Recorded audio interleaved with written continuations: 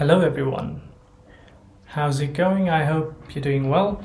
Welcome to my channel. I am Aadhar, a 2D hand-drawn animator based in Nepal, and today I'm going to do something different. I haven't made a YouTube video as a content creator kind of a thing in my life, so this will just be me talking to you about what I've learned being a freelance animator for almost a year now. Yeah, it's been a year since I jumped full-time into this chaotic world of freelancing, and I wanted to take a moment to share my experience, the good, the bad, and the stuff I wish someone told me earlier before I became a freelancer. Also, I want to give a big shout out to Howard Wimshurst, who inspired this video. He's an amazing animator, and you can find his channel in the description. He talks a lot about documenting his journey and how it's important, how it's helped him, and I figured, yeah, I could also do something similar. So let's document this thing.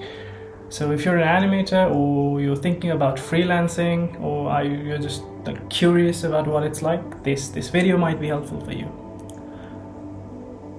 So first off, being a 2D hand-drawn animator in Nepal is, let's say, not very common. There's not a huge industry that's actively hiring for this kind of work. So in the beginning, it felt like I was casting a fishing line into a pond with no fish. That being said, I was super lucky to have studied abroad, and during that time, I made amazing connections.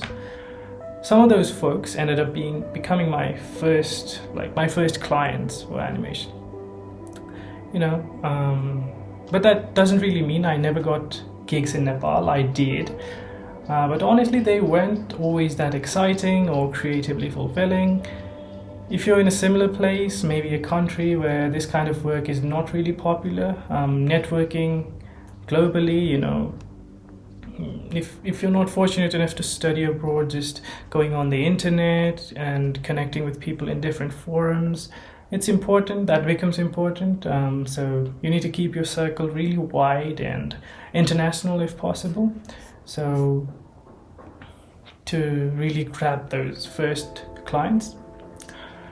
As I'm talking about clients, I have to mention this because this is reality that hits you really quickly in freelancing. Finding clients is hard, very, very hard. So once you get them, you need to hold on to them really close. I knew I was not the best animator out there, not even close, and there are studios and freelancers with way more experience than me. So instead of trying to compete with everyone, I focused on keeping the few people who did hire me really happy. The people that I talked about, the first clients. I showed them what I could do. I made sure they knew I understood their projects, and I really delivered in everything. I also stayed in touch and built relationships. That way, when they needed more animation work, they came back to me instead of going to someone new, because they kind of knew me and they knew that what sort of work I did, right? And that's something I'd tell any beginner. You don't need a million clients at first. You just need a few people who trust you. Building a clientele is a slow, gradual process, so don't rush into that, right? Another hard pill to swallow, and maybe people can relate to this, was when I started animation, I was trying to sell everything I could do. I was like, hey, I do animation, also illustration, also graphic design, and also, front-end development a little bit. But yeah, that didn't work.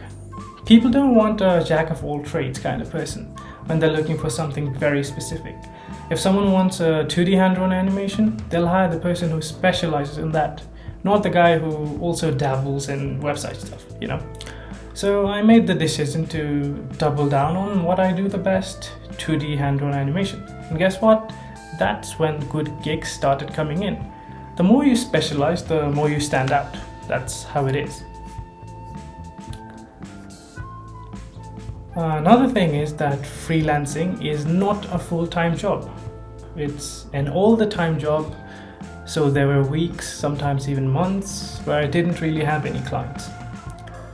And instead of just, scrolling my Instagram, looking into other creators' videos on YouTube, I used that time to sharpen my fundamentals. I went back to my basics, figures, anatomy, animation principles, physics, all that kind of stuff. I've also been working on a short film, which has kept me creatively charged and engaged.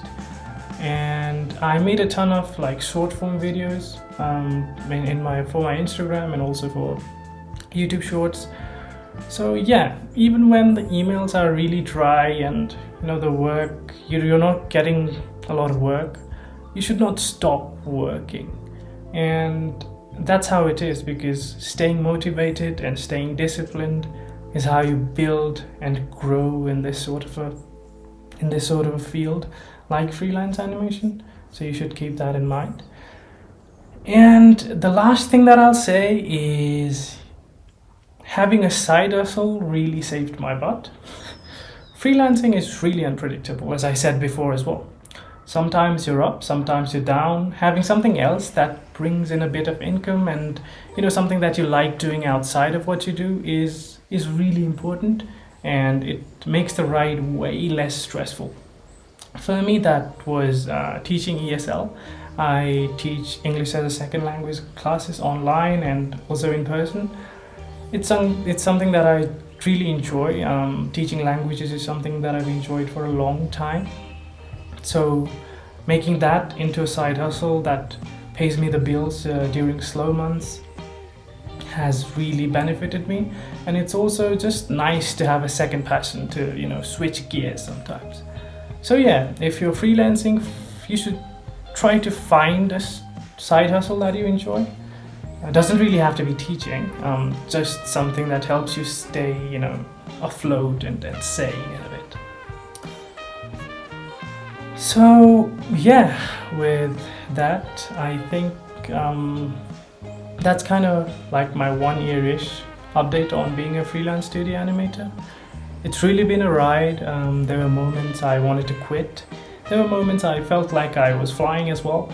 But I've grown so much in just a year, not just as an artist, but also as someone who knows the business and also someone, human, also as a human. If you're thinking of going freelance, I hope this gave you something to chew on. If you're already doing it, I'd love to hear your experience in the comments. We could talk about loads of things. And of course, if you like the video, you can, and you want to see something, you want to see similar content, you can subscribe and also like it. And yeah, I can come up with more video concepts. And also I'm making a short film. You can go check that out. The teaser for it is on my YouTube. I have also other works on my YouTube channel, which also you can check out. So yeah, thank you for listening to this documentation, if I could call that. But I'm Aadhar and I'm still figuring it all out. Peace.